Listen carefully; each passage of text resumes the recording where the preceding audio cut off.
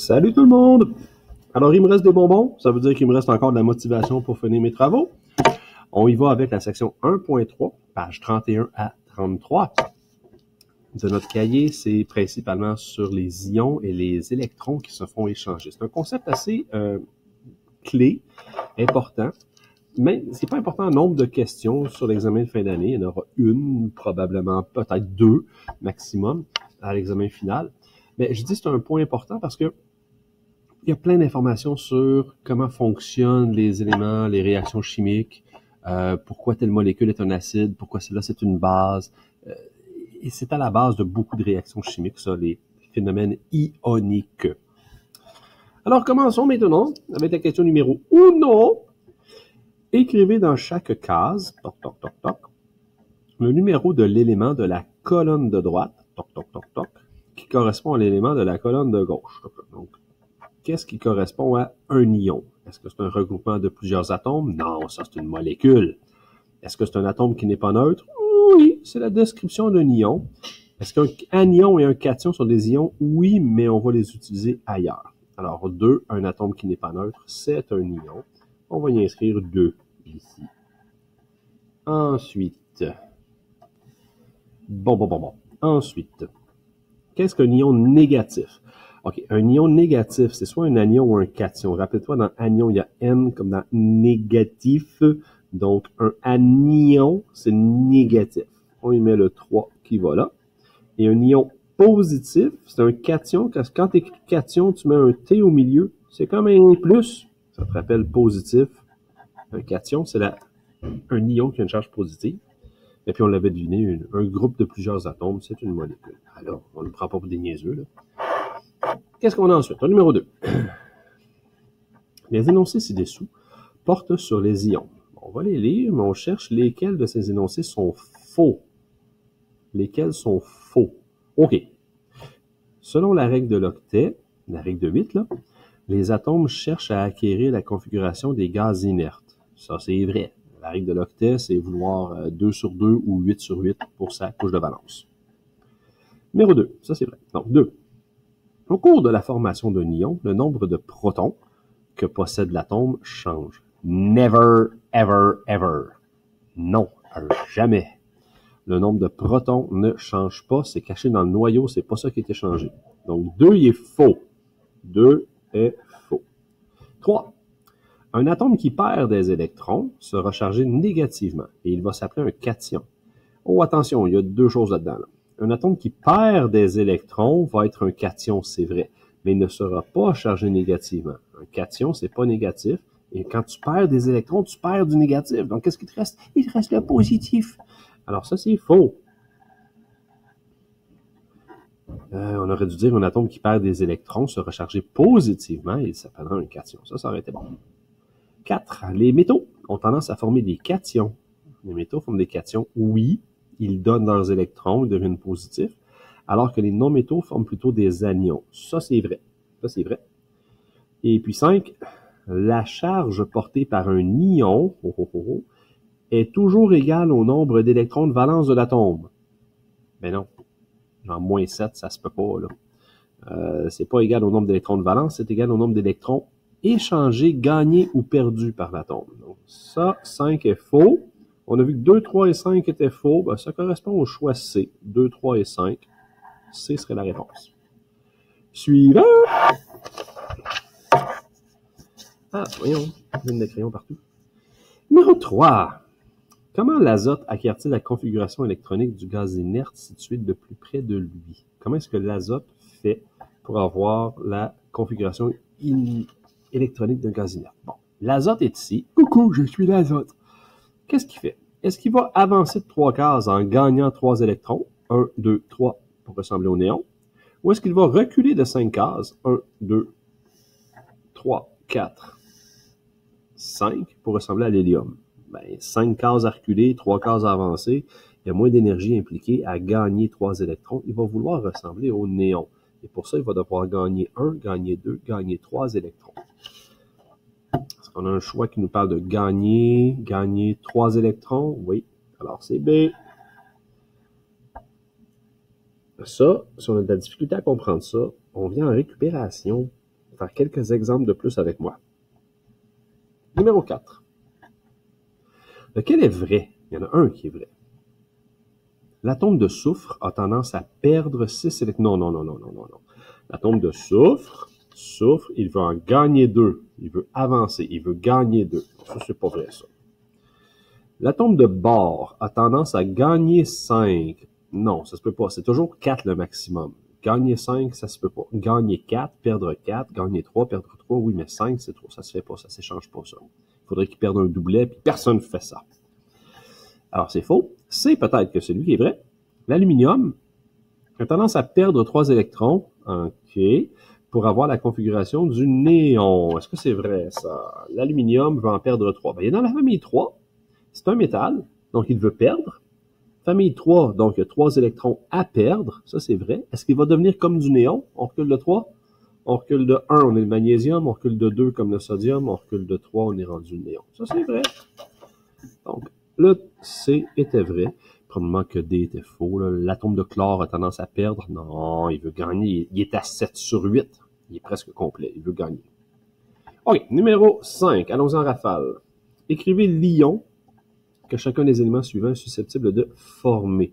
Le beryllium est dans la famille numéro 2, c'est un métal, donc il veut perdre des électrons, il va être positif. Il y a 2 électrons à perdre, donc il est 2+.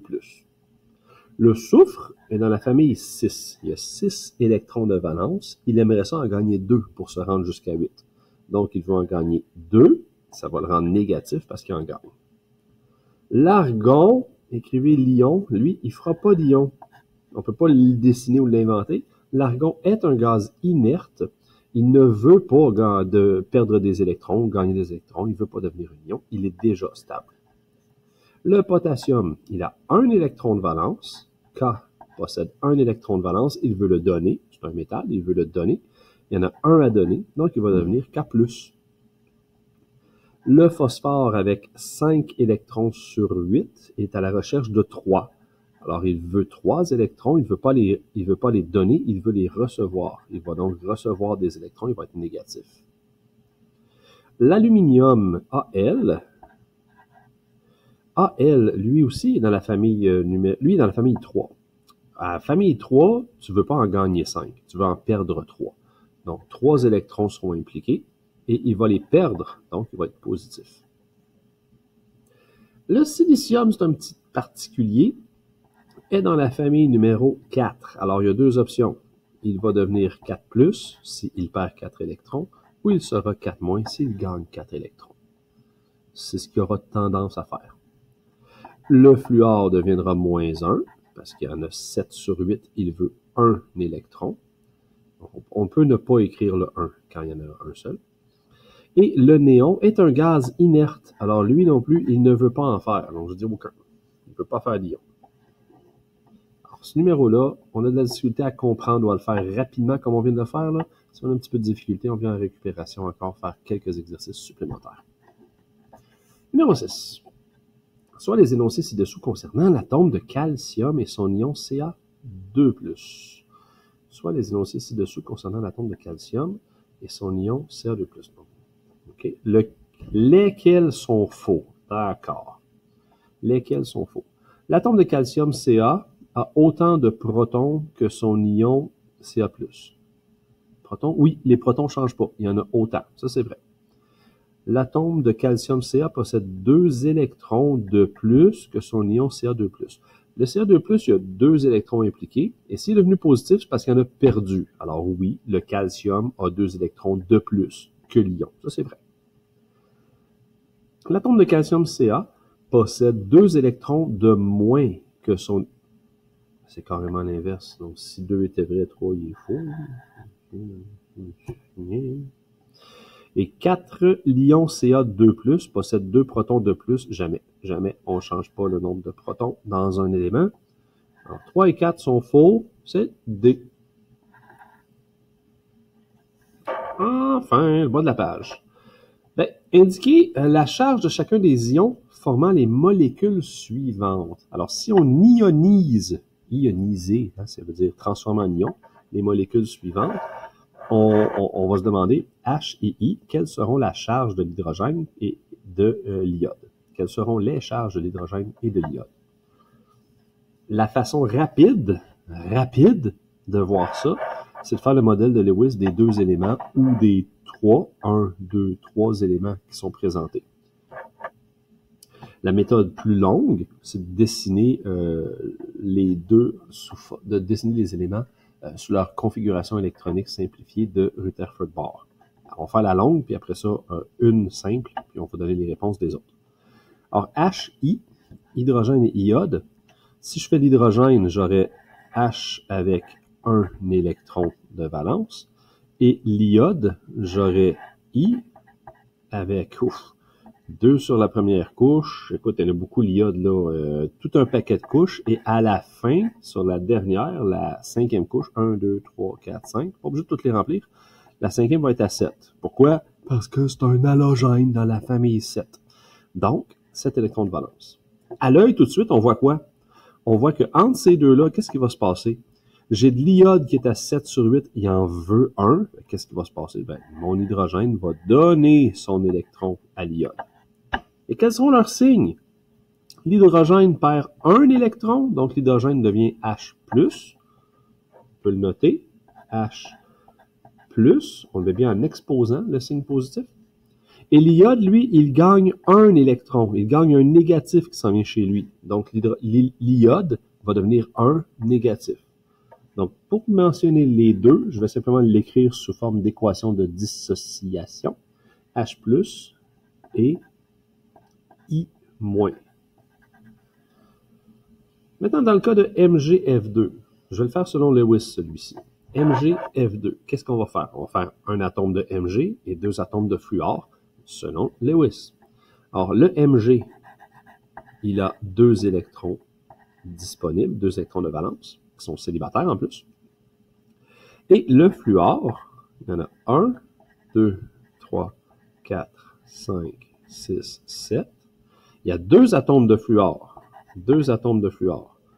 1, 2, 3, 4, 5, 6, 7. Qu'est-ce que vous remarquez? Qui veut gagner, qui veut perdre? Le fluor, les fluors ont presque complété leur couche. Le magnésium est un métal, il veut donner. Alors, qu'est-ce qui va se passer? Le magnésium va en donner un ici et un par là.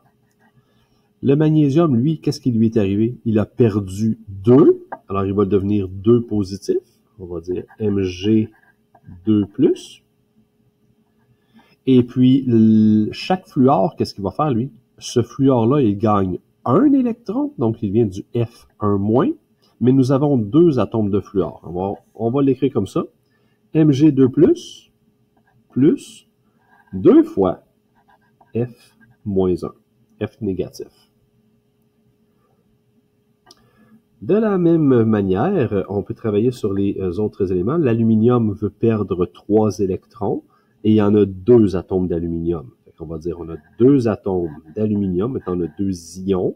Ils ont perdu 3 électrons chacun, donc 3 électrons perdus. Perdus, ça veut dire qu'ils sont positifs maintenant, ces ions-là. Et l'oxygène, lui, plus, combien d'oxygène? O3, ça veut dire qu'on aura 3 ions d'oxygène. L'oxygène est dans la famille 6, il veut en gagner 2. Donc, chaque atome va gagner 2 électrons, ils seront 2 négatifs. On poursuit de la même façon, on va avoir du 2 fois K+, ainsi qu'un soufre 2-. On aura du B dans la famille 3, 3 électrons à donner, ou 3 donnés, ainsi que l'azote. N, l'ion d'azote, lui, il est dans la famille 5. Il y en a 3 à recevoir. Tu vois, si lui, il en perd 3, il faudrait que eux autres, ils en gagnent 3 aussi. Là. 3-. Mais attention, c'est différent. C'est pas toujours 3-3, c'est pas toujours égal. Tu as vu ici, c'était 2 fois plus avec 1 fois 2 ici. Qu'est-ce qu'on fait pour le cuivre? Le cuivre est un métal de transition. On va donc se fier à l'oxygène. On aura du cuivre, on va deviner son signe après. Et on aura de l'oxygène, un seul ion d'oxygène. L'oxygène est dans la famille 6. Il veut gagner 2, donc il va être 2-.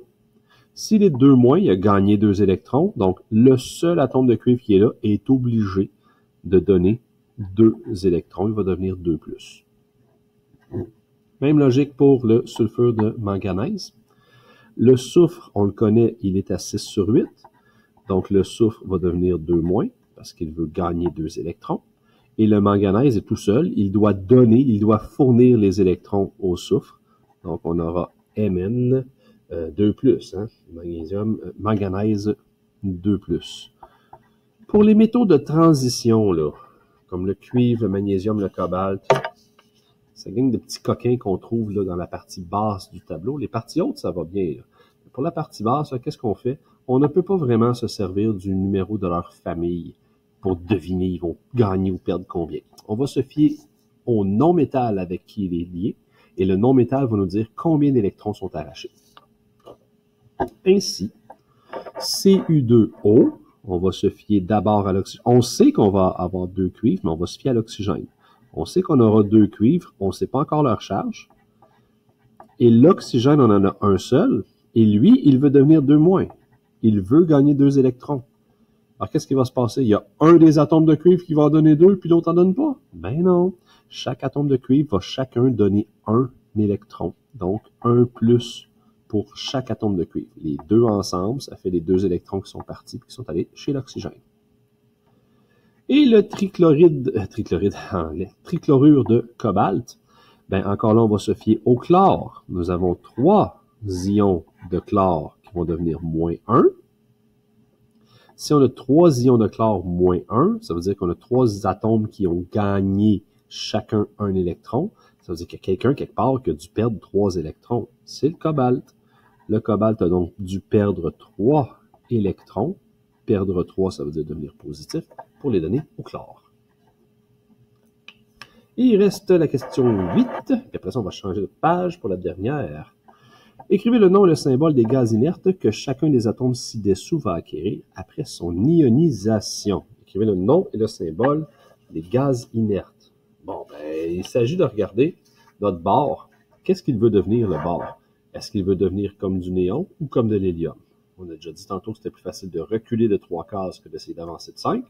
Donc, il va essayer de reculer de 3 pour ressembler à l'hélium. On va écrire son nom et son symbole. Bon, ben, attends. Non, néon. Néon, j'écris néon. C'est pas néon. Il fallait que j'écrive hélium. Eh oui, je le sais. Je me trompe souvent.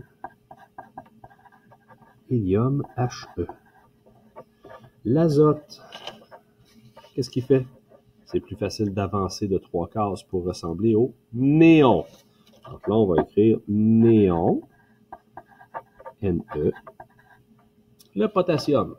Oh. Le potassium est K. K, s'il avance, il y en a longtemps à faire. Par contre, s'il perd un électron, il va ressembler à argon. Argon, AR. De la même façon, ben, le soufre aussi va vouloir ressembler à l'argon en gagnant 2. Le chlore, il est juste à côté de l'argon. Il va essayer de ressembler à l'argon aussi en gagnant 1 électron. Configuration du gaz inerte. Gaz inerte imité ou gaz inerte atteint, pas configuration. On dirait qu'il attend un dessin ici. Magnésium, toujours plus compliqué quand il faut reculer. Magnésium, c'est le numéro 12. Il recule de 2, donc il va devenir 10, comme le néon. Néon, Ne. Rubidium, lui, il va reculer de 1 pour devenir comme le krypton. K-R-Y-P. T-O-N, l'élément K-R. Et le sélénium, SE, qu'on trouve ici. Le sélénium, l'élément de la Lune, hein, sélénium. Ben, ça ne vient pas de la Lune, là, mais Sélène veut dire Lune. Là. Fait qu'il va gagner 2 pour être comme du krypton, lui aussi. KR. Krypton. Voilà. J'ai hâte de manger mes bonbons. Prochaine page. Mais. C'est la dernière page. Je vais me régaler. OK. Observez chacune des configurations électroniques ci-dessous. Ouais. D'accord. Configuration électronique, c'est modèle atomique. Dites s'il s'agit d'un atome, d'un cation ou d'un anion. Si c'est un atome, il y a autant de protons que d'électrons. Là, il y a 5 plus, 1, 2, 3, 4, 5, 5 moins, c'est un atome. Donc, on va écrire atome. Donnez le symbole chimique de cet élément-là. Un élément qui a 5 protons. 5 protons, c'est l'élément numéro 5. Numéro 5, c'est le bord. Donc, écrivez le symbole B. Et inscrivez la charge électrique de l'élément s'il y a eu. Il n'y aura pas de charge. C'est un atome. Il est neutre. Donc, on ne met pas de charge. Le suivant. 7 protons. 1, 2, 3, 4, 5, 6, 7, 8, 9, 10 électrons. Oh! 7 protons, 10 électrons. Numéro 7, c'est de l'azote. Ça va être un ion cette fois-ci. Ça va être l'ion N. Et vu qu'il a reçu 3 électrons de plus que normal, il y a 3 électrons négatifs de reçu, il va être du N3-. Non, ça va pas payer. Numéro 12. Numéro 12. Je peux tout de suite écrire que c'est Mg. Est-ce que c'est un atome ou un ion? On va les compter. 12 plus, 1, 2, plus 8, ça fait 10. Ah, il n'y en a pas égal, hein? 12 plus et puis 10 négatifs. Donc, on a un ion. Un ion positif de magnésium. Le magnésium a 2 électrons de moins que d'habitude. Il est supposé avoir une 3e couche avec 2 électrons de valence. Il les a perdus. Donc, il a perdu 2 et 2 positifs. Le B, numéro 8, avec 2 plus 8, ça fait 10 électrons. Donc, on a un ion. Numéro 8, c'est l'oxygène. L'oxygène, normalement, il n'a pas ça, il n'a pas ça. Il n'a que 6 électrons de valence. Là, il vient d'en gagner 2 de plus. Donc, 2 électrons de plus, 2 négatifs. Ici, ça, c'est un piège. Numéro 1, proton. Un proton, c'est de l'hydrogène, H. On voit bien qu'il n'y a pas autant de protons que d'électrons. Donc, c'est un ion. Et puis, on va dire... Ah oui, je sais, je vais corriger quelque chose. Et puis, on va dire son signe. Il y a plus de négatifs que de positifs. Normalement, il y a un plus, un moins. Là, il a gagné un électron de tannant. Il est supposé en perdre. Oui, c'est une exception. Il est spécial. Donc, il va devenir du H-1. C'est très, très rare, par contre. Très mauvais exemple dans un cahier de sciences de secondaire 4. F. On a 19 protons. 2, 10, 18, 19. On a 19 électrons. Donc, on a un atome. Tu reconnais l'atome numéro 19? L'atome de potassium K, parce que c'est un atome, il n'a pas de charge. Bon, qu'est-ce que j'ai dit? Je me suis trompé. Pas tant, j'ai juste pas complété. Il faut dire si c'est un atome, un cation ou un anion. Bon, ben, regardons les signes qu'on a donnés. Négatif, anion. Positif, cation. Négatif, anion. Négatif encore, anion. Voilà. Corriger, ou en fait de compléter ce que j'avais mal fait. Anion. 10, dernier numéro. Remplissez le tableau suivant en inscrivant le nombre de protons, ça c'est le numéro de l'élément chimique directement, le nombre d'électrons, on va les compter, et la charge électrique des ions donnés, dépendamment de la différence entre les protons et les électrons. Bon, le césium. Le césium, c'est le numéro 55. Il a donc, nombre de protons, 55. Vu qu'on parle de l'ion de césium, c'est pas un ion, c'est un atome, ça. Si c'était un ion, il y aurait un signe de charge. Hey, t'es pas un clown, toi, là.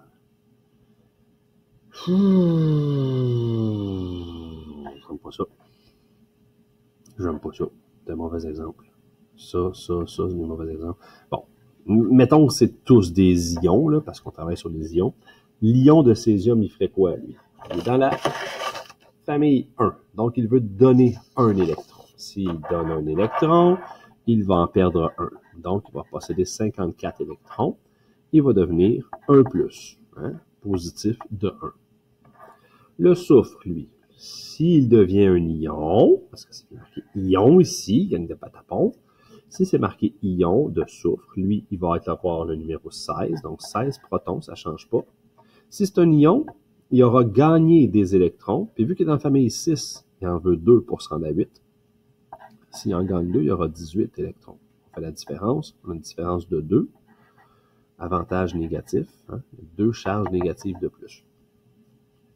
Le brome est dans la colonne 7. Et c'est le numéro 35. Étant dans la colonne 7, il veut en gagner un électron, ce qui l'amènerait à 36, avec une charge de 1-. Bon, le zinc, Zn2+, on l'a directement, lui. Ça, c'est clair. Ça, la gang d'éditeurs, là, s'il y a quelqu'un quelque part qui fait des cahiers, ça, c'est clair. C'est un ion. Ça, c'est un atome de clown. Quelqu'un qui m'aurait écrit césium 55-55-0, 16-16-0, 35-35-0, je dis, ben, c'est correct. C'est pas un ion, c'est un atome. Il n'a pas dit si c'est un cation ou un anion. C'est Boswell leur affaire, là. Donc, Zn2+. Le Zn, c'est le zinc au numéro 30. Donc, 30 protons. Automatique, là, tu sais. Scandium, numéro 21. 21 protons. Silicium, numéro 14. 14 protons. Puis P, phosphore, numéro 15. 15 protons, ça, c'est sûr. Maintenant, voyons les électrons. Ça, il faut les compter. S'il est 2+, ça veut dire qu'il a perdu 2 électrons. S'il a perdu 2 électrons, il va en avoir 2 de moins que ses protons. Il va être à 28. Évidemment, charge électrique 2+. Le scandium, lui, il est 3+. Donc, il a perdu 3 électrons. Il est supposé en avoir 21. Il en a perdu 3. Il lui en restera donc 18 pour être 3+. Notre silicium, il est supposé avoir une configuration de 2, 8, 4. Donc, il est supposé avoir une troisième couche ici, avec 1, 2, 3, 4 électrons. Mais il les a perdus, ils ne sont plus là. Donc, il a perdu 1, 2, 3, 4 électrons. Il lui en reste 10 seulement. Il devient 4+. 4 charges positives de surplus par rapport au négatif. Et notre phosphore, le phosphore P. Donc, numéro 15, c'est vrai, c'est son numéro atomique. Mais là, les électrons, 2 plus 8, on est à 10. Plus 8, on est à 18 électrons. Si tu les comptes, tu en as 18. 3 de plus. Donc, tu as 3 électrons de surplus. Tu donc 3 négatifs comme signe. Bon, je ne suis pas super d'accord avec cet exercice-là. Mettons que je le clarifierai un peu pour les élèves au secondaire. Peut-être en enrichi, on irait avec ce genre de questionnement-là. Mais encore là, c'est un peu chelou. C'est pas quelque chose qu'on mettrait directement dans un examen du ministère. Probablement, oui. Les 4 derniers, 100% d'accord. Les 3 premiers, il faudrait clarifier. Est-ce qu'on parle de l'ion ou de l'atome? La colonne ion, mais on lui donne un nom d'atome. Pas sûr. Anyway, on vient de finir. La prochaine section, c'est la consolidation. On se revoit après les bonbons.